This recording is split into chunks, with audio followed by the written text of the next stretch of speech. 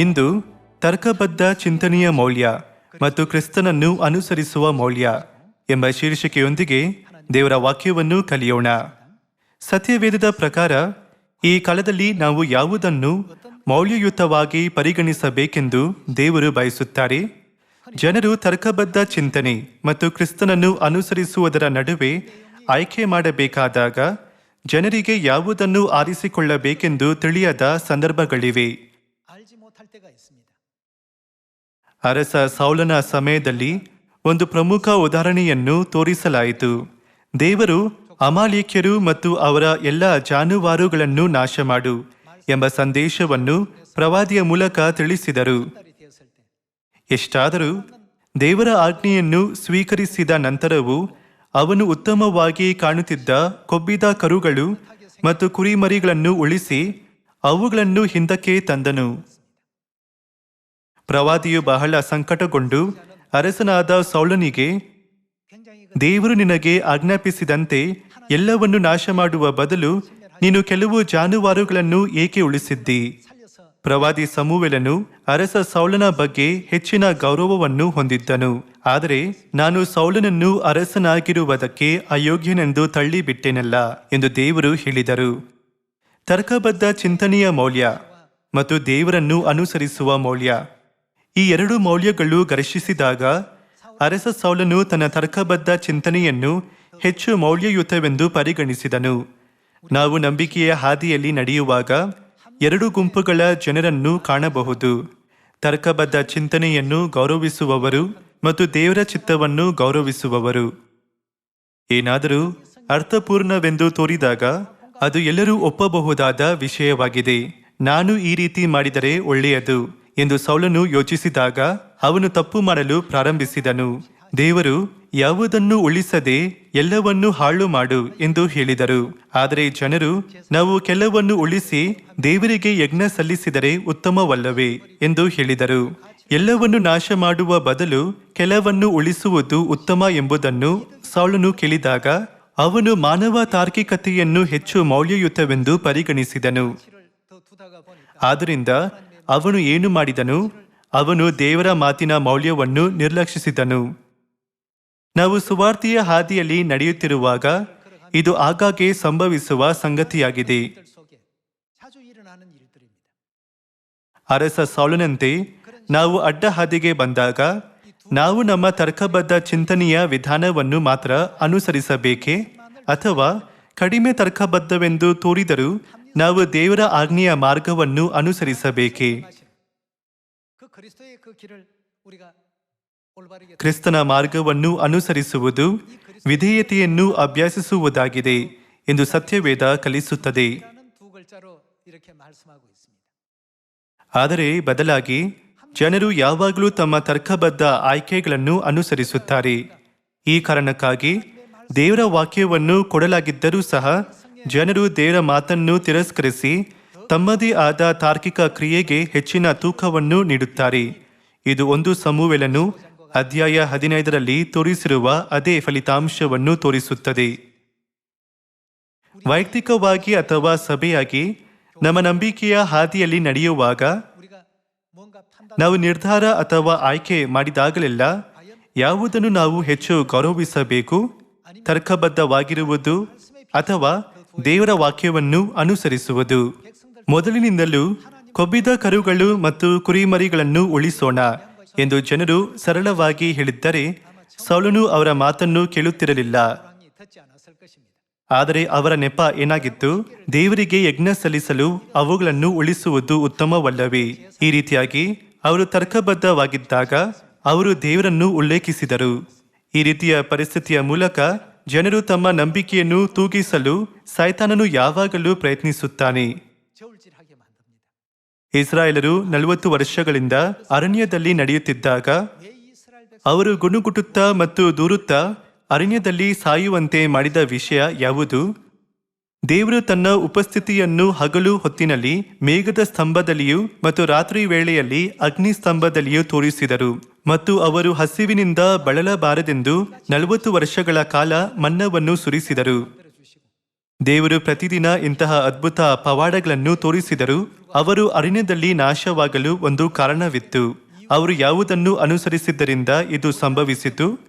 ದೇವರು ಯಾವಾಗಲೂ ಅವರೊಂದಿಗೆ ಇದ್ದರೂ ಅವರು ಕಂಡದ್ದನ್ನು ತರ್ಕಬದ್ಧಗೊಳಿಸುವುದು ಅವರಿಗೆ ಹೆಚ್ಚು ಮುಖ್ಯವಾಗಿತ್ತು. ಅರಸನಾದ ಸೌಲನ ಸಮಯದಲ್ಲಿ ದೇವರು ಅವನಿಗೆ ಎಲ್ಲವನ್ನೂ ನಾಶ ಮಾಡಲು ಹೇಳಿದಾಗ ಅವನು ಅದನ್ನು ಪಾಲಿಸಿದ್ದರೆ ಅವನನ್ನು ಸಹ ನಂಬಿಕೆಯ ಉದಾಹರಣೆಯನ್ನು ತೋರಿಸಿದ ರಾಜನಾಗಿ ದಾಖಲಿಸಲಾಗುತ್ತಿತ್ತು. ಆದರೆ ಅವನು ಅವಿಧೇಯತೆಗೆ ಹೆಸರುವಾಸಿಯಾದನು. ಸದಸ್ಯರೇ, ಸೌಲನ ವಿಷಯದಲ್ಲಿ ಸಂಭವಿಸಿದಂತೆ ನಮ್ಮ ಸುತ್ತಲಿನ ಜನರು ಏನನ್ನಾದರೂ ಹೇಳಿದಾಗ ದೇವರು ನಮಗೆ ಹೇಳಿದ್ದನ್ನು ನಾವು ಮತ್ತೊಮ್ಮೆ ನೆನಪಿಸಿಕೊಳ್ಳಬೇಕು. ನಾವು ಸೌಲನಂತೆ ಮಾನವ ತೀರ್ಪಿನೊಂದಿಗೆ ನಿರಂತರವಾಗಿ ತರ್ಕಬದ್ಧ ಆಯ್ಕೆಗಳನ್ನು ಮಾಡಿದರೆ ನಾವು ಅಂತಿಮವಾಗಿ ದೇವರ ಪವಿತ್ರ ಆಜ್ಞೆಯನ್ನು ಯಾವುದೇ ಮೌಲ್ಯವಿಲ್ಲದ ವಿಷಯದಂತೆ ಪರಿಗಣಿಸಿ ಅದನ್ನು ತೊರೆಯುತ್ತೇವೆ. ಈ ಬೋಧನೆಯನ್ನು ಪ್ರಕಟಣೆ ಅಧ್ಯಾಯ 14ರಲ್ಲಿ ನೋಡೋಣ. ಪ್ರಕಟಣೆ ಅಧ್ಯಾಯ 14 ವಚನ 1. ನಾನು ನೋಡಲಾಗಿ ಯಜ್ಞದ ಕುರಿಯಾದಾತನು ಚೀಯೋನ್ ಪರ್ವತದ ಮೇಲೆ ನಿಂತಿರುವುದನ್ನು ಕಂಡೆನು. ಆತನ ಜೊತೆಯಲ್ಲಿ 1,44,000 ಮಂದಿ ಇದ್ದರು. ಅವರವರ ಹಣೆಯ ಮೇಲೆ ಆತನ ಹೆಸರು, ಆತನ ತಂದೆಯ ಹೆಸರು ಬರೆಯಲ್ಪಟ್ಟಿದ್ದವು. ಇದಲ್ಲದೆ ಪರಲೋಕದ ಕಡೆಯಿಂದ ಜಲಪ್ರವಾಹದ ಘೋಷದಂತೆಯೂ ದೊಡ್ಡ ಗುಡುಗಿನ ಶಬ್ದದಂತೆಯೂ ಇದ್ದ ಶಬ್ದವನ್ನು ಕೇಳಿದನು. ನಾನು ಕೇಳಿದ ಆ ಶಬ್ದವು ವೀಣೆಗಳನ್ನು ನುಡಿಸಿಕೊಂಡು ಹಾಡುತ್ತಿರುವ ವೀಣೆಗಾರರ ಶಬ್ದದಂತಿತ್ತು. ಅವರು ಸಿಂಹಾಸನದ ಮುಂದೆಯೂ ಆ 4 ಜೀವಿಗಳ ಮತ್ತು ಹಿರಿಯರ ಮುಂದೆಯೂ ಹೊಸ ಹಾಡನ್ನು ಹಾಡಿದರು. ಭೂಲೋಕದೊಳಗಿಂದ ಕೊಂಡುಕೊಳ್ಳಲ್ಪಟ್ಟ ಆ 1,44,000 ಜನರೇ ಹೊರತು ಬೇರೆ ಯಾರೂ ಆ ಹಾಡನ್ನು ಕಲಿಯಲಾರರು. ಸ್ತ್ರೀ ಸಹವಾಸದಿಂದ ಮಲಿನರಾಗದವರು ಇವರೇ. ಇವರು ಕನ್ಯೆಯರಂತೆ ನಿಷ್ಕಳಂಕರು. ಯಜ್ಞದ ಕುರಿಯಾದಾತನು ಎಲ್ಲಿ ಹೋದರೂ ಇವರು ಆತನ ಹಿಂದೆ ಹೋಗುವರು. ಇವರು ಮನುಷ್ಯರೊಳಗಿಂದ ಸ್ವಕೀಯ ಜನರಾಗಿ ಕೊಂಡುಕೊಳ್ಳಲ್ಪಟ್ಟು ದೇವರಿಗೂ ಯಜ್ಞದ ಕುರಿಯಾದಾತನಿಗೂ ಪ್ರಥಮ ಫಲದಂತಾದರು. ಇದು ಅತ್ಯಂತ ಮುಖ್ಯವಾಗಿದೆ. ಯಜ್ಞದ ಕುರಿಯಾದಾತನು ಎಲ್ಲಿ ಹೋದರೂ ಇವರು ಆತನ ಹಿಂದೆ ಹೋಗುವರು. ಸುತ್ತಮುತ್ತಲಿನ ಇತರ ಜನರು ಏನು ಹೇಳಿದರೂ ದೇವರು ನಮಗೆ ಏನು ಮಾಡಲು ಆಜ್ಞಾಪಿಸಿದ್ದಾರೆ ಎಂದು ಅವರು ಯಾವಾಗಲೂ ಯೋಚಿಸುತ್ತಾರೆ. ಯಜ್ಞದ ಕುರಿಯಾದಾತನು ಎಲ್ಲಿ ಹೋದರೂ ಆತನ ಹಿಂದೆ ಹೋಗುವವರು ಕ್ರಿಸ್ತನ ಮೇಲೆ ಮಾತ್ರ ಕೇಂದ್ರೀಕರಿಸುತ್ತಾರೆ ಮತ್ತು ಆತನ ವಾಕ್ಯಗಳನ್ನು ಅತ್ಯಂತ ಅಮೂಲ್ಯವೆಂದು ಪರಿಗಣಿಸುತ್ತಾರೆ. ತರ್ಕಬದ್ಧವೆಂದು ತೋರುವ ಮತ್ತು ದೈಹಿಕವಾಗಿ ಪ್ರಯೋಜನಕಾರಿಯಾದ ವಿಷಯಗಳ ಬದಲು ಅವರು ದೇವರ ಪ್ರತಿಯೊಂದು ವಾಕ್ಯಗಳನ್ನು ಗೌರವಿಸುವುದರಿಂದ ಅವರು ಯಜ್ಞದ ಕುರಿಯಾದಾತನು ಎಲ್ಲಿ ಹೋದರೂ ಆತನ ಹಿಂದೆ ಹೋಗಲು ಸಾಧ್ಯವಾಗುತ್ತದೆ. ಐಗುಪ್ತದಿಂದ ಕಾನಾನಿನವರೆಗೂ ಅರಣ್ಯದ 40 ವರ್ಷಗಳ ಪ್ರಯಾಣದಲ್ಲೂ ಕಾನಾನ್ ಅವರು ತಲುಪಬೇಕಾದ ಸ್ಥಳವಾದ್ದರಿಂದ ಅವರು ನೇರ ಮಾರ್ಗದಿಂದ ಹೋಗಬಹುದಿತ್ತು. ಇಷ್ಟಾದರೂ ಅವರು ಕಾನಾನಿನ ಹತ್ತಿರ ಬಂದಾಗ ಅವರು ತಿರುಗಿಕೊಂಡು ಹೋದರು. ದೇವರು ಅವರನ್ನು ಸುತ್ತುವಂತೆ ಮಾಡಿ ಅವರು ದೀರ್ಘ ಮಾರ್ಗದಲ್ಲಿ ಹೋಗುವಂತೆ ಮಾಡಿದರು. ಇದರಿಂದ ನಮಗೆ ಯಾವುದೇ ದೈಹಿಕ ಪ್ರಯೋಜನವಿಲ್ಲ ಎಂದು ಅವರು ಯೋಚಿಸಿರಬಹುದು. ಆದರೆ ದೇವರು ಅವರನ್ನು ಇನ್ನೂ ಅದೇ ಹಾದಿಯಲ್ಲಿ ನಡೆಸಿದರು. ಫಲಿತಾಂಶವಾಗಿ ಜನರು ತಾವು ಸಾಗುತ್ತಿರುವ ಹಾದಿಯಿಂದಾಗಿ ದೂರು ಕೊಟ್ಟರು ಮತ್ತು ಗುಣುಗುಟ್ಟಿದರು. ನಾವು ತಲುಪಬೇಕಾದ ಸ್ಥಳವು ಇಲ್ಲೇ ಇದೆ. ಸೌಲ್ನಿಂದ ಬುಸಾನಿಗೆ ಪ್ರಯಾಣಿಸಲು ನೀವು ದೇಗು ಸ್ಥಳದ ಮೂಲಕ ಹಾದು ಹೋಗಬೇಕು. ಆದರೆ ಅವರು ದೇಗುವಿಗೆ ಬಂದಾಗ ದೇವರು ಅವರನ್ನು ಮತ್ತೆ ಸುವಾನ್ಗೆ ನಡೆಸಿದರು. ಆದ್ದರಿಂದ ಜನರು, ಇದು ಅರ್ಥವಾಗುತ್ತಿಲ್ಲ, ನಾವು ಇನ್ನೂ ಸ್ವಲ್ಪ ನಡೆದರೆ ಬುಸಾನ್ನಲ್ಲಿರುತ್ತೇವೆ, ನಾವು ಏಕೆ ತಿರುಗುತ್ತಿದ್ದೇವೆ ಎಂದು ಹೇಳುತ್ತಾ ಗುಣುಗುಟ್ಟಿದರು. ಇದು ಅವರು ವಿಷಪೂರಿತ ಹಾವುಗಳಿಂದ ಕಚ್ಚಿಸಿಕೊಳ್ಳುವುದಕ್ಕೆ ಸಹ ಕಾರಣವಾಗಿದೆ. ಸದಸ್ಯರೇ, ಸುವಾರ್ತೆಯ ಹಾದಿಯಲ್ಲಿ ನಡೆಯುವಾಗ ನಮ್ಮ ಆದ್ಯತೆಗೆ ಅನುಗುಣವಾಗಿ ನಾವು ಯಾವಾಗಲೂ ಆಯ್ಕೆ ಮಾಡಲು ಸಾಧ್ಯವಿಲ್ಲ. ನಂಬಿಕೆಯ ಲೋಕದಲ್ಲಿ ನಮ್ಮ ತರ್ಕಬದ್ಧ ಆಲೋಚನೆಗಳನ್ನು ಮೀರಿಸುವ ಅನೇಕ ಆಜ್ಞೆಗಳಿವೆ. ಪ್ರಕಟಣೆ 14ರಲ್ಲಿ ಉಲ್ಲೇಖಿಸಿರುವಂತೆ ಭೂಲೋಕದೊಳಗಿಂದ ಕೊಂಡುಕೊಳ್ಳಲ್ಪಟ್ಟವರು ತಮ್ಮ ಎಲ್ಲ ಮೌಲ್ಯಗಳನ್ನು ಯಜ್ಞದ ಕುರಿಯಾದ ಕ್ರಿಸ್ತನ ಮೇಲೆ ಇರಿಸುತ್ತಾರೆ. ನಮ್ಮನ್ನು ರಕ್ಷಣೆಗೆ ಮುನ್ನಡೆಸಲು ಯಜ್ಞದ ಕುರಿಯು ಎಲ್ಲವನ್ನೂ ಮಾಡಿದರು ಎಂಬುದನ್ನು ನಾವು ಗ್ರಹಿಸಿಕೊಂಡರೆ, ಅದು ಸುಡುವ ಸೂರ್ಯನ ಮಾರ್ಗವಾಗಲಿ ಅಥವಾ ಒರಟು ಮಾರ್ಗವಾಗಲಿ ಅಥವಾ ಮುಳ್ಳಿನ ಪೊದೆಗಳಿಂದ ತುಂಬಿದ ಮಾರ್ಗವಾಗಲಿ, ಅದನ್ನು ಪರಿಗಣಿಸದೆ ನಾವು ಆ ಹಾದಿಯಲ್ಲಿ ನಡೆಯುತ್ತೇವೆ. ಆದರೆ ಜನರು ಸಾಮಾನ್ಯವಾಗಿ ತರ್ಕಬದ್ಧವೆಂದು ತೋರುವುದಕ್ಕೆ ಮೊದಲು ಪ್ರತಿಕ್ರಿಯಿಸುತ್ತಾರೆ. ಅವರಿಗೆ ಅರ್ಥವಾಗುವುದನ್ನು ಆಗ್ರಹಿಸುತ್ತಾ ಅವರು ಗುಣುಗುಟ್ಟುತ್ತಾರೆ ಮತ್ತು ವಾದಿಸುತ್ತಾರೆ. ಆದರೆ ಪ್ರಕಟಣೆ 14ರಲ್ಲಿ ಉಲ್ಲೇಖಿಸಲಾದ ಜನರು ಯಜ್ಞದ ಕುರಿಯ ಮಾರ್ಗದರ್ಶನವನ್ನು ಮಾತ್ರ ಅನುಸರಿಸುತ್ತಾರೆ. ಅದೇಕೆಂದರೆ ಯಜ್ಞದ ಕುರಿಯು ಮಾಡುವುದೆಲ್ಲವೂ ನಮ್ಮ ರಕ್ಷಣೆಗಾಗಿ ಎಂಬುದನ್ನು ಅವರು ಸ್ಪಷ್ಟವಾಗಿ ಅರ್ಥ ಮಾಡಿಕೊಂಡಿದ್ದಾರೆ ಮತ್ತು ನಂಬುತ್ತಾರೆ. ಸದಸ್ಯರೇ, ಸ್ತ್ರೀಯ ಉಳಿದ ಸಂತಾನದವರಾಗಿ ಪರಲೋಕ ರಾಜ್ಯವನ್ನು ಪ್ರವೇಶಿಸಲು ದೇವರು ಇದನ್ನು ಏಕೆ ಮಾಡಿದರು ಎಂದು ನಮ್ಮನ್ನೇ ನಾವು ಕೇಳಿಕೊಳ್ಳುತ್ತಾ ದೇವರಿಗೆ ಮೌಲ್ಯವುಳ್ಳದನ್ನು ನಾವು ಪರಿಗಣಿಸಬೇಕು. ಮಾನವ ತಾರ್ಕಿಕತೆಯ ಮೌಲ್ಯವು ಯಾವಾಗಲೂ ಸ್ವಕೇಂದ್ರಿತ ದೃಷ್ಟಿಕೋನದಿಂದ ಬರುತ್ತದೆ. ತಮ್ಮ ಮೌಲ್ಯವನ್ನು ಕ್ರಿಸ್ತನ ಮೇಲೆ ಇರಿಸುವವರು ಸ್ವಕೇಂದ್ರಿತರಾಗಿರುವುದಿಲ್ಲ. ಅವರ ಆಲೋಚನೆಗಳು ಕ್ರಿಸ್ತನ ಸುತ್ತ ತಿರುಗುತ್ತಿರುತ್ತದೆ.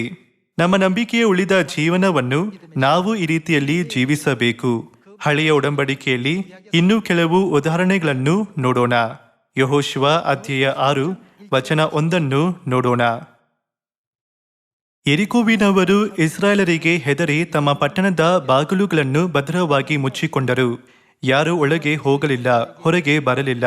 ಆಗ ಯೆಹೋವನು ಯೆಹೋಶುವನಿಗೆ, ನೋಡು, ನಾನು ಯೆರಿಕೋವನ್ನು, ಅದರ ಅರಸನನ್ನು, ಯುದ್ಧ ವೀರರನ್ನು ನಿನ್ನ ಕೈಗೆ ಒಪ್ಪಿಸಿದ್ದೇನೆ. ನಿಮ್ಮ ಭಟರೆಲ್ಲ 6 ದಿವಸಗಳವರೆಗೆ ದಿನಕ್ಕೆ 1 ಸಾರಿ ಪಟ್ಟಣವನ್ನು ಸುತ್ತಲಿ. 7 ಮಂದಿ ಯಾಜಕರು ಕೊಂಬುಗಳನ್ನು ಹಿಡಿದುಕೊಂಡು ಮಂಜೂಷದ ಮುಂದೆ ನಡೆಯಲಿ. 7ನೆಯ ದಿವಸ ನೀವು ಪಟ್ಟಣವನ್ನು 7 ಸಾರಿ ಸುತ್ತಬೇಕು. ಯಾಜಕರು ಕೊಂಬುಗಳನ್ನು ಊದಬೇಕು. ಅವರು ದೀರ್ಘವಾಗಿ ಊದುವ ಕೊಂಬಿನ ಧ್ವನಿಯು ಕೇಳಿಸುತ್ತಲೇ ನೀವೆಲ್ಲರೂ ಮಹತ್ತರವಾಗಿ ಆರ್ಭಟಿಸಿರಿ. ಆಗ ಪಟ್ಟಣದ ಗೋಡೆಯು ತಾನೇ ಬಿದ್ದು ಹೋಗುವುದು, ಪ್ರತಿಯೊಬ್ಬರು ನೆಟ್ಟಗೆ ಒಳನುಗ್ಗಬಹುದು ಎಂದು ಹೇಳಿದನು.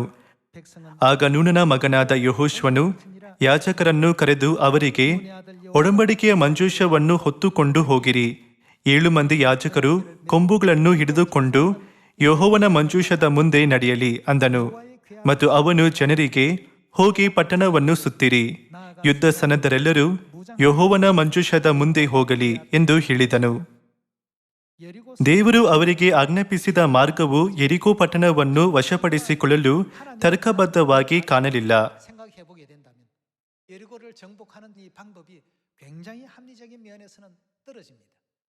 ಅವರು ಯಾವುದೇ ಕಾರಣವಿಲ್ಲದೆ ತಮ್ಮ ಶಕ್ತಿಯನ್ನು ವ್ಯರ್ಥ ಮಾಡುತ್ತಿದ್ದರು. ನಾವು ಈಗಾಗಲೇ 40 ವರ್ಷಗಳಿಂದ ಅರಣ್ಯದಲ್ಲಿ ನಡೆದು ದಣಿದಿದ್ದೇವೆ. ಯೆರಿಕೋ ಪಟ್ಟಣವನ್ನು ಮತ್ತೆ ಮತ್ತೆ ಸುತ್ತಲು ದೇವರು ಏಕೆ ಹೇಳುತ್ತಿದ್ದಾರೆ? ಗೋಡೆಯನ್ನು ಒಡೆಯಲು ಬೃಹತ್ ಜರ್ಜರಿತ ಧಮಸ್ಸಿನಿಂದ ಪಟ್ಟಣದ ಮೇಲೆ ದಾಳಿ ಮಾಡಲು ದೇವರು ಹೇಳಿದರೆ ಅದು ಸುಲಭವಾಗುತ್ತದೆ.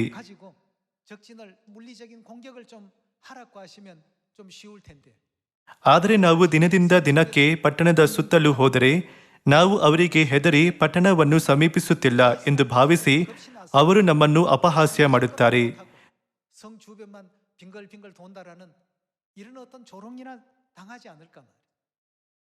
ತರ್ಕಬದ್ಧವಾಗಿ ಯೋಚಿಸುವವರು ಈ ರೀತಿ ಯೋಚಿಸುತ್ತಾರೆ. ಆದರೆ ಕ್ರಿಸ್ತನನ್ನು ಮೌಲ್ಯವೆಂದು ಪರಿಗಣಿಸುವವರು ವಿಭಿನ್ನ ಆಲೋಚನೆಯನ್ನು ಹೊಂದಿರುತ್ತಾರೆ. ಈ ಕಾರ್ಯತಂತ್ರದೊಂದಿಗೆ ಈ ಕಾರ್ಯಾಚರಣೆಯನ್ನು ಯಾರು ಆದೇಶಿಸಿದರು? ದೇವರು ಅವರಿಗೆ ಆಜ್ಞಾಪಿಸಿದರು. ಮಾನವ ಅನುಭವದ ಆಧಾರದ ಮೇಲೆ ಇದು ಅಸಾಧ್ಯವಾದ ವಿಧಾನವೆಂದು ತೋರುತ್ತಿತ್ತು. ಆದರೆ ರಕ್ಷಣೆಯು ದೇವರಿಗೆ ಸೇರಿದೆ ಎಂದು ಅವರು 100% ನಂಬಿದಾಗ ಅವರು ದಿನಕ್ಕೆ ಒಮ್ಮೆ ಪಟ್ಟಣದ ಸುತ್ತಲೂ ಸುತ್ತಿದರು ಮತ್ತು 7ನೆಯ ದಿನ 7 ಬಾರಿ ಸುತ್ತಿದರು.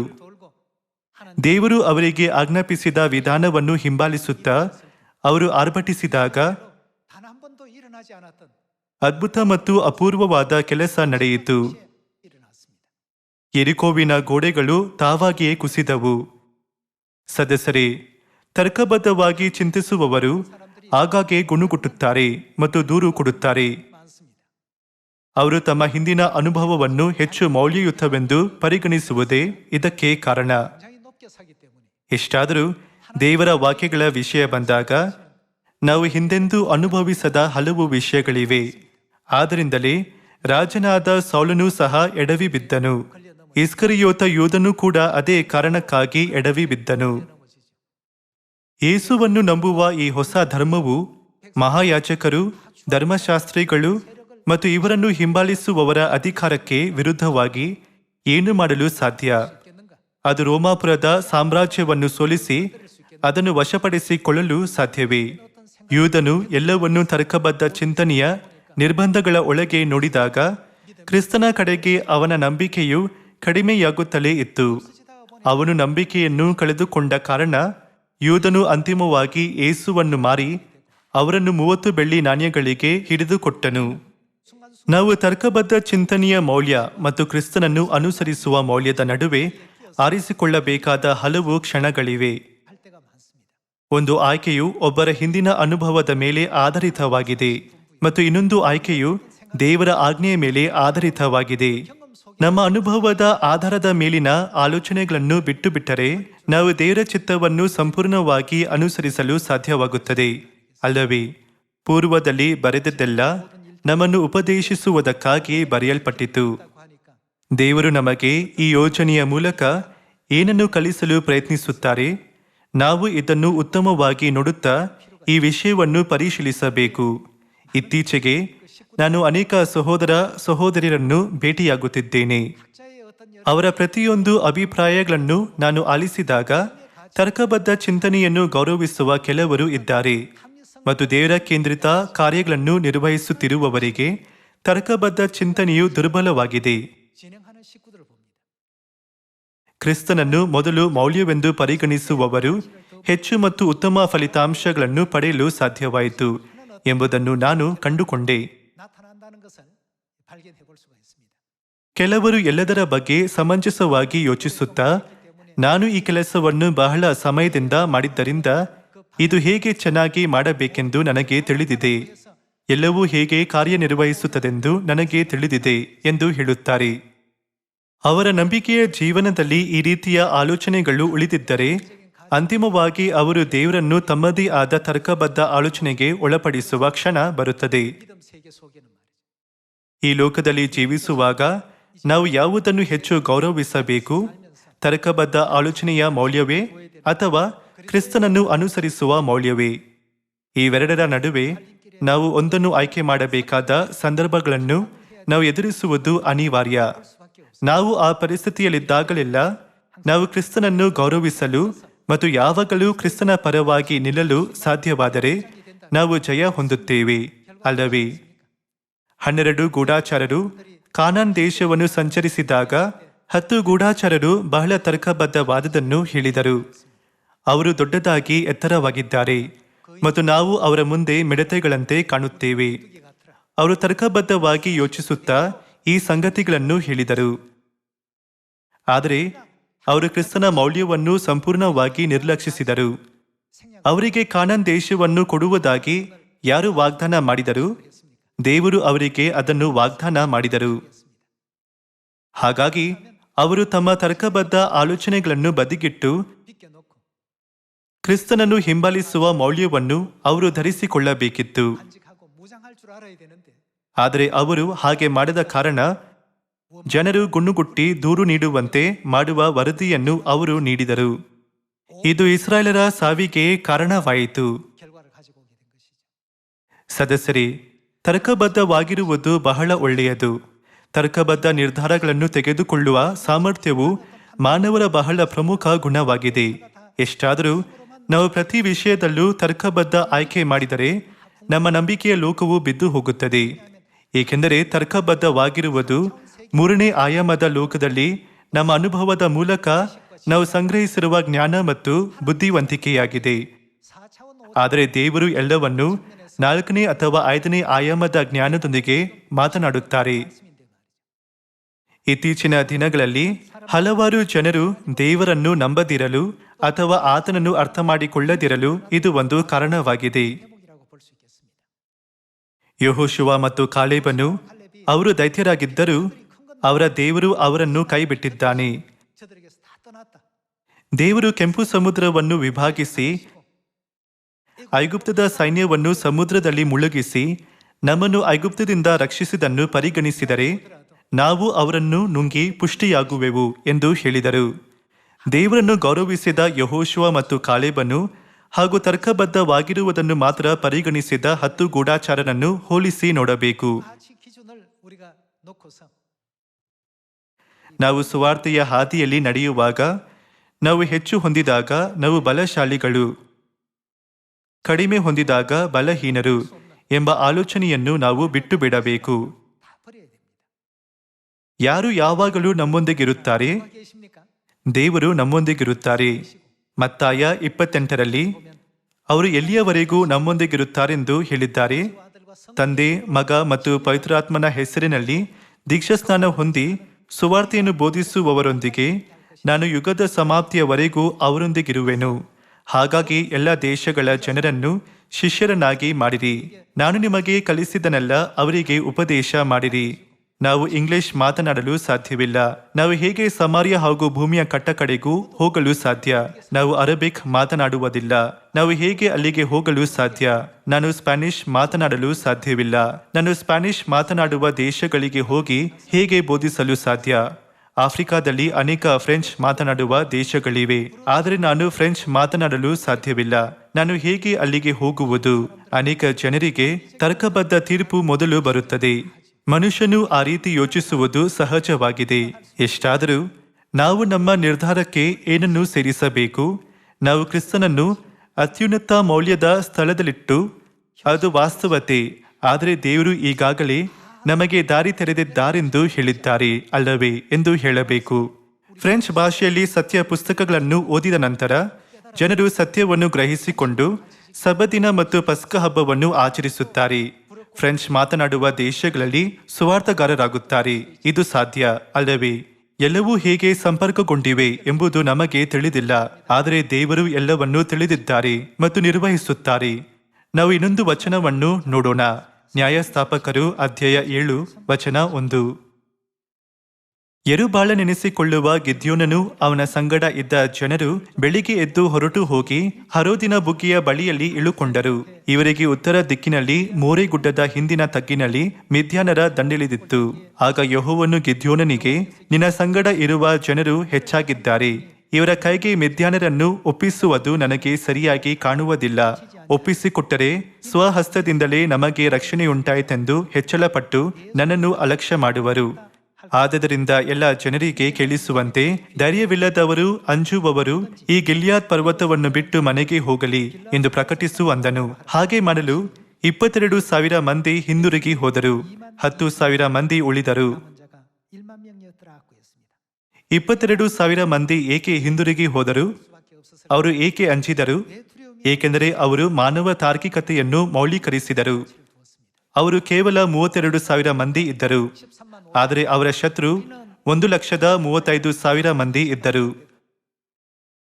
ಅವರು ತರ್ಕಬದ್ಧ ಆಲೋಚನೆಯ ಲೋಕದ ಪರಿಸ್ಥಿತಿಯನ್ನು ನೋಡಿದಾಗ ಅವರ ಸಂಖ್ಯೆಯು ಬಹಳ ಕಡಿಮೆಯಾಗಿತ್ತು ಹಾಗೂ ಅವರು ಅನೇಕ ಆಯುಧಗಳನ್ನು ಹೊಂದಿರಲಿಲ್ಲ.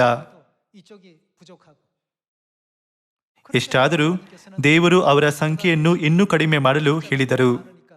ಅವರು, ಇದು ಖಂಡಿತವಾಗಿ ಅಸಾಧ್ಯ. ನಾವು ಅವರ ವಿರುದ್ಧ ಯುದ್ಧ ಮಾಡಿದರೆ ನಾಯಿಗಳಂತೆ ಕೊಲ್ಲಲ್ಪಡುತ್ತೇವೆ ಎಂದು ಯೋಚಿಸಿದರು. ಈ ಕಾರಣದಿಂದ 22,000 ಮಂದಿ ಹಿಂತಿರುಗಿದರು. ಅವರು ತರ್ಕಬದ್ಧವಾಗಿರುವುದನ್ನು ಮೌಲ್ಯೀಕರಿಸಿದರು. ಎಷ್ಟಾದರೂ ಅವರು ದೇವರನ್ನು ಮೌಲ್ಯೀಕರಿಸಿದ್ದರೆ 1,35,000 ಮಂದಿಯ ಬದಲು 13,50,000 ಮಂದಿ ಇದ್ದರೂ ಅವರು ಹೆದರುತ್ತಿರಲಿಲ್ಲ. ದೇವರು ಭೂಮಿಯನ್ನು ಕಪಿಲೆಯಿಂದುದುರುವ ತುಂತುರಿನಂತೆಯೂ ತ್ರಾಸಿನ ತಟ್ಟೆಯ ಧೂಳಿನ ರೀತಿಯೂ ಪರಿಗಣಿಸುತ್ತಾರೆ. ದೇವರನ್ನು ಮೌಲ್ಯೀಕರಿಸುವವರು ತರ್ಕಬದ್ಧ ಆಲೋಚನೆಗೆ ಬದ್ಧರಾಗಿರುವುದಿಲ್ಲ. ಹಿಂದಿನ ಇತಿಹಾಸವನ್ನು ನೋಡುತ್ತಾ ನಾವು ಯಾವುದನ್ನು ಮೌಲ್ಯೀಕರಿಸಬೇಕೆಂದು ಅರ್ಥ ಮಾಡಿಕೊಳ್ಳಬೇಕು. ನಾವು ತರ್ಕಬದ್ಧ ಆಲೋಚನೆಯನ್ನು ಮೌಲ್ಯೀಕರಿಸಬೇಕೇ ಅಥವಾ ದೇವರನ್ನು ಮೌಲ್ಯೀಕರಿಸಬೇಕೇ? ವಚನ 4ರೊಂದಿಗೆ ಮುಂದುವರೆಸೋಣ. ಯೆಹೋವನು ತಿರುಗಿ ಗಿದ್ಯೋನನಿಗೆ, ನಿನ್ನ ಬಳಿಯಲ್ಲಿರುವ ಜನರು ಇನ್ನೂ ಹೆಚ್ಚಾಗಿದ್ದಾರೆ. ಅವರ ಶತ್ರುಗಳ ಸಂಖ್ಯೆಯು ಇನ್ನೂ 1,35,000 ಇತ್ತು. ಆದರೆ ದೇವರು ಗಿದ್ಯೋನನಿಗೆ, ನಿನ್ನ ಬಳಿಯಲ್ಲಿರುವ ಜನರು ಇನ್ನೂ ಹೆಚ್ಚಾಗಿದ್ದಾರೆ ಎಂದು ಹೇಳಿದರು.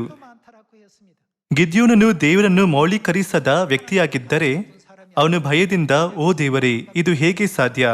ನಮಗೆ ಇನ್ನೂ ಹೆಚ್ಚು ಸೈನಿಕರು ಅಗತ್ಯ. ಆದರೆ ನೀವು ಜನರ ಸಂಖ್ಯೆಯನ್ನು ಕಡಿಮೆ ಮಾಡಲು ಹೇಳುತ್ತಿದ್ದೀರಿ. ನಾವು ಏನು ಮಾಡಬೇಕೆಂದು ಬಯಸುತ್ತೀರಿ? ನಾವು ಇನ್ನು ಮುಂದೆ ಇದನ್ನು ಮಾಡಲು ಸಾಧ್ಯವಿಲ್ಲ ಎಂದು ಹೇಳುತ್ತಿದ್ದನು. ಎಷ್ಟಾದರೂ ಗಿದ್ಯೋನನು ದೇವರು ಆಜ್ಞಾಪಿಸಿದಂತೆ ಎಲ್ಲವನ್ನೂ ಮಾಡಿದನು. ದೇವರು ಅವನೊಂದಿಗಿದ್ದ ಕಾರಣ ಒಂದು ಅದ್ಭುತ ಯೋಚನೆ ಇರಬಹುದೆಂದು ಅವನು ನಂಬಿದ್ದನು.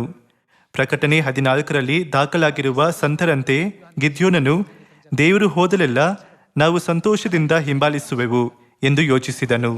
ಗಿದ್ಯೋನನು ಕೃತಜ್ಞತೆಯಿಂದ ಮತ್ತು ಸಂತೋಷದ ಹೃದಯದಿಂದ ವಿಧೇಯನಾಗಲು ಸಿದ್ಧನಾಗಿ ದೇವರ ವಾಕ್ಯವನ್ನು ಹೇಗೆ ಸ್ವ ಇಚ್ಛೆಯಿಂದ ನಡೆಸಿದನೆಂದು ನೋಡೋಣ. ಯೆಹೋವನು ತಿರುಗಿ ಗಿದ್ಯೋನನಿಗೆ, ನಿನ್ನ ಬಳಿಯಲ್ಲಿರುವ ಜನರು ಇನ್ನೂ ಹೆಚ್ಚಾಗಿದ್ದಾರೆ. ನೀನು ಅವರನ್ನು ಹಳ್ಳಕ್ಕೆ ಕರೆದುಕೊಂಡು ಹೋಗು. ಅಲ್ಲಿ ಅವರನ್ನು ನಿನಗೋಸ್ಕರ ಪರೀಕ್ಷಿಸುವೆನು. ಯಾರು ನಿನ್ನ ಸಂಗಡ ಹೋಗಬಹುದೆಂದು ಹೇಳುವೆನೋ ಅವರು ಮಾತ್ರ ಹೋಗಲಿ. ಯಾರಿಗೆ ಹೋಗಬಾರದೆಂದು ಹೇಳುವೆನೋ ಅವರು ಹೋಗದಿರಲಿ ಅಂದನು.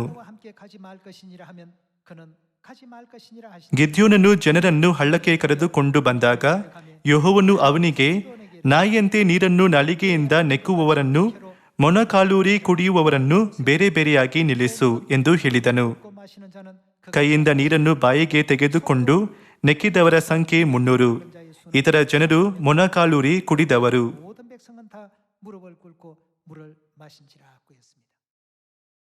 ನಿಮಗೆ ಚೆನ್ನಾಗಿ ತಿಳಿದಂತೆ ಇದು ಈ ವಿಷಯದ ಮುಕ್ತಾಯವಾಗಿತ್ತು. ಅಂತಿಮವಾಗಿ 300 ಜನರು ಮಾತ್ರ ಉಳಿದರು. ಇತರರನ್ನು ಮನೆಗೆ ಕಳುಹಿಸಲಾಯಿತು. ಆ 300 ಮಂದಿಯೊಂದಿಗೆ ದೇವರು ಗಿದ್ಯೋನನು ಎಂದಿಗೂ ಊಹಿಸಲಾಗದ ವಿಷಯವನ್ನು ಮಾಡಿದರು. ಉಳಿದ 300 ಜನರೊಂದಿಗೆ ದೇವರು ಊಹಿಸಲಾಗದ ವಿಷಯವನ್ನು ನಡೆಸಿದರು. ಅವರು ಕೇವಲ 300 ಪುರುಷರನ್ನು ಹೊಂದಿದ್ದರೂ ಯಾವುದೇ ದುರ್ಘಟನೆ ಸಂಭವಿಸಲಿಲ್ಲ. ಅವರು ದೇವರ ಮಾರ್ಗದರ್ಶನವನ್ನು ಅನುಸರಿಸಿದಾಗ ಮಿದ್ಯಾನರು ಪರಸ್ಪರ ಏನು ಮಾಡಿದರು? ಮಿದ್ಯಾನರು ಪರಸ್ಪರರನ್ನು ತಮ್ಮ ಶತ್ರು ಎಂದು ತಪ್ಪಾಗಿ ಭಾವಿಸಿ ಒಬ್ಬರನ್ನೊಬ್ಬರು ಹತ ಮಾಡಿಕೊಳ್ಳುವಂತೆ ಆ ರಾತ್ರಿ ಹೆಚ್ಚಿನ ಸಂಖ್ಯೆಯ ಜನರು ಸತ್ತರು. ದೇವರು ತನ್ನ ಯೋಜನೆಯನ್ನು ಹೇಗೆ ನಡೆಸಿದರೆಂಬುದು ನಿಜಕ್ಕೂ ಅದ್ಭುತವಾಗಿತ್ತು. ದೇವರ ಈ ಕೆಲಸವು ಗಿದ್ಯೋನನ ಕಾಲಕ್ಕೆ ಮಾತ್ರ ಸಂಬಂಧಿಸುತ್ತದೆಯೇ ಅಥವಾ ಇದು ನಮ್ಮ ಪ್ರಸ್ತುತ ಕಾಲಕ್ಕೂ ಸಂಬಂಧಿಸುತ್ತದೆಯೇ? ಗಿದ್ಯೋನನ ಕಾಲದಲ್ಲಿ ಕೆಲಸವನ್ನು ನೆರವೇರಿಸಿದ ಅದೇ ದೇವರು ಈ ಕಾಲದಲ್ಲಿ ಸುವಾರ್ತೆಯನ್ನು ಮುನ್ನಡೆಸುತ್ತಿದ್ದಾರೆ. ತರ್ಕಬದ್ಧವಾಗಿರುವುದು ತಪ್ಪು ಎಂದು ನಾನು ಹೇಳುತ್ತಿಲ್ಲ. ಎಷ್ಟಾದರೂ ನಮ್ಮ ತರ್ಕಬದ್ಧ ಆಯ್ಕೆಗಳ ಮೌಲ್ಯವು ಕ್ರಿಸ್ತರನ್ನು ಹಿಂಬಾಲಿಸುವ ಮೌಲ್ಯಕ್ಕಿಂತ ಮೊದಲು ಬಂದಾಗ ನಮ್ಮ ನಂಬಿಕೆಯ ಜೀವನದಲ್ಲಿ ಸಮಸ್ಯೆಗಳು ಬರಬಹುದು. ಆದ್ದರಿಂದ ನಮ್ಮ ತಂದೆ ಮತ್ತು ತಾಯಿ ಯಾವುದೇ ರೀತಿಯ ಬೋಧನೆಯನ್ನು ಕೊಟ್ಟರೂ ನಾವು ಸಮಯ ಮತ್ತು ಸ್ಥಳವನ್ನು ಪರಿಗಣಿಸದೆ ಕ್ರಿಸ್ತನನ್ನು ಹಿಂಬಾಲಿಸುವ ಮೌಲ್ಯವನ್ನು ಯಾವಾಗಲೂ ನಮ್ಮ ತರ್ಕಬದ್ಧ ಆಲೋಚನೆಗಿಂತ ಹೆಚ್ಚಾಗಿ ಮೌಲ್ಯೀಕರಿಸಬೇಕು. ಆಗ ಮಾತ್ರ ನಾವು ವಿಧೇಯತೆಯನ್ನು ಅಭ್ಯಾಸಿಸಿ ನಿತ್ಯ ಪರಲೋಕ ರಾಜ್ಯವನ್ನು ಪ್ರವೇಶಿಸಬಹುದು. ಅಬ್ರಹಾಮನಿಗೆ 100 ವರ್ಷ ಇದ್ದಾಗ ಹುಟ್ಟಿದ ಈಸಾಕನು ಎಷ್ಟು ಅಮೂಲ್ಯವಾಗಿರಬಹುದು. ಎಷ್ಟಾದರೂ ದೇವರು ಅಬ್ರಹಾಮನ ಒಬ್ಬನೇ ಮಗನಾದ ಈಸಾಕನನ್ನು ಯಜ್ಞವಾಗಿ ಅರ್ಪಿಸಲು ಹೇಳಿದರು. ಅಬ್ರಹಾಮನು ತರ್ಕಬದ್ಧ ಆಲೋಚನೆಯನ್ನು ಮೌಲ್ಯೀಕರಿಸಿದ್ದರೆ ಅವನು, ಓ ದೇವರೇ, ನಾನು 100 ವರ್ಷದವನಿದ್ದಾಗ ನೀವು ನನಗೆ ಮಗನನ್ನು ಕೊಟ್ಟಿದ್ದೀರಿ ಮತ್ತು ಈಗ ಅವನನ್ನು ಯಜ್ಞವಾಗಿ ಅರ್ಪಿಸಲು ಹೇಳುತ್ತಿದ್ದೀರಿ. ಇದು ಬಹಳ ಕಠಿಣವಲ್ಲವೇ? ನೀವು ನಮ್ಮ ತಂದೆಯಾಗಿದ್ದೀರಿ, ಹಾಗಾಗಿ ನೀವು ಒಬ್ಬ ತಂದೆಯ ಹೃದಯವನ್ನು ಅರ್ಥ ಮಾಡಿಕೊಳ್ಳದಿರಲು ಹೇಗೆ ಸಾಧ್ಯ ಎಂದು ಹೇಳಿ ದೇವರನ್ನು ದೂಷಿಸಬಹುದಿತ್ತು. ಎಷ್ಟಾದರೂ ಅಬ್ರಹಾಮ, ನೋಹ ಹಾಗೂ ಮೋಶೆ ಯಾವುದನ್ನು ಮೌಲ್ಯೀಕರಿಸಿದರು? ನಂಬಿಕೆಯನ್ನು ಹೊಂದಿದ್ದವರೆಲ್ಲರೂ ಎಲ್ಲಕ್ಕಿಂತ ಹೆಚ್ಚಾಗಿ ದೇವರನ್ನು ಮೌಲ್ಯವೆಂದು ಪರಿಗಣಿಸಿದರು. ನಿಮ್ಮ ಆಲೋಚನೆಗಳು ಈ ದಾರಿಯಲ್ಲಿ ಹೋಗಬೇಕೆಂದು ಹೇಳಿದರು. ಆ ದಾರಿಯಲ್ಲಿ ಹೋಗು ಎಂದು ದೇವರು ಹೇಳಿದರೆ ಅದು ಸರಿಯಾದ ದಾರಿಯಾಗಿದೆ. ಹಾಗಾಗಿ ಅಬ್ರಹಾಮನು ತನ್ನ ಹೆಂಡತಿಗೆ ಹೇಳದೆ ಈಸಾಕನನ್ನು ಮೋರಿಯ ಬೆಟ್ಟಕ್ಕೆ ಕರೆದೊಯ್ದನು. ಯಜ್ಞಕ್ಕೆ ಬೇಕಾದ ಕಟ್ಟಿಗೆಯನ್ನು ಈಸಾಕನ ಮೇಲೆ ಹೊರಿಸಿದನು. ದಾರಿಯಲ್ಲಿ ಹೋಗುತ್ತಿದ್ದಾಗ ಈಸಾಕನು ಅವನನ್ನು, ಅಪ್ಪ, ದೇವರಿಗೆ ಅರ್ಪಿಸಲು ಕುರಿಯನ್ನು ತರಬೇಕು, ಆದರೆ ಹೋಮಕ್ಕಾಗಿ ಬೇಕಾದ ಕುರಿ ಎಲ್ಲಿದೆ ಎಂದು ಕೇಳಿದನು. ಅಬ್ರಹಾಮನ ಉತ್ತರ ಏನಾಗಿತ್ತು? ನೀನೇ ಯಜ್ಞ ಬಲಿಯಾಗಿದ್ದಿ ಎಂದು ಅಬ್ರಹಾಮನಿಗೆ ಹೇಳಲು ಸಾಧ್ಯವಾಗಲಿಲ್ಲ. ಬದಲಿಗೆ ದೇವರೇ ಅದನ್ನು ಒದಗಿಸುವರು ಎಂದು ಉತ್ತರಿಸಿದನು. ಅವನು ಯಜ್ಞವೇದಿಯನ್ನು ಕಟ್ಟಿ ಕಟ್ಟಿಗೆಯನ್ನು ಒಟ್ಟಿ ತನ್ನ ಮಗನಾದ ಈಸಾಕನ ಕೈಕಾಲುಗಳನ್ನು ಬಿಗಿದು ಅವನನ್ನು ವೇದಿಯಲ್ಲಿ ಕಟ್ಟಿಗೆಯ ಮೇಲೆ ಇಟ್ಟನು. ಅಬ್ರಹಾಮನು ತನ್ನ ಮಗನನ್ನು ವಧಿಸುವುದಕ್ಕೆ ಕತ್ತಿಯನ್ನು ತೆಗೆದುಕೊಳ್ಳಲು ಆಕಾಶದೊಳಗಿಂದ ದೇವರ ಧ್ವನಿ ಕೇಳಿಸಿತು. ಅಬ್ರಹಾಮನೇ, ಅಬ್ರಹಾಮನೇ, ಈಗೋ ಇದ್ದೇನೆ ಅಂದನು. ನೀನು ಮಾನವ ತಾರ್ಕಿಕತೆಗಿಂತ ನನ್ನನ್ನು ಹೆಚ್ಚು ಮೌಲ್ಯೀಕರಿಸುತ್ತೀಯಾ ಎಂದು ತಿಳಿಯಿತು. 100 ವರ್ಷದಲ್ಲಿ ನಿನಗೆ ಹುಟ್ಟಿದ ಒಬ್ಬನೇ ಮಗನನ್ನು ನೀನು ಅರ್ಪಿಸಲು ಹಿಂದೆಗೆಯಲಿಲ್ಲವಾದ್ದರಿಂದ ನೀನು ನನ್ನನ್ನು ಏನನ್ನಾದರೂ ಕೇಳಿದರೆ ನಾನು ನಿರಾಕರಿಸಲು ಸಾಧ್ಯವೇ ಎಂದು ದೇವರು ಹೇಳಿದರು. ದೇವರನ್ನು ನಂಬದವರು ಮತ್ತು ಸ್ವರ್ಗೀಯ ಕಾನನನ್ನು ಪ್ರವೇಶಿಸಲು ಸಾಧ್ಯವಾಗದವರು ಮಾನವ ತಾರ್ಕಿಕತೆಯನ್ನು ಮಾತ್ರ ಮೌಲ್ಯೀಕರಿಸಿ ಅದನ್ನು ಬೆನ್ನಟ್ಟುವವರಾಗಿದ್ದಾರೆ. ಎಷ್ಟಾದರೂ ಅಬ್ರಹಾಮನು ತನ್ನ ಸ್ವಂತ ಆಲೋಚನೆಯನ್ನು ಮೀರಿದ ವಿಷಯವನ್ನು ಬೆನ್ನಟ್ಟಿದನು.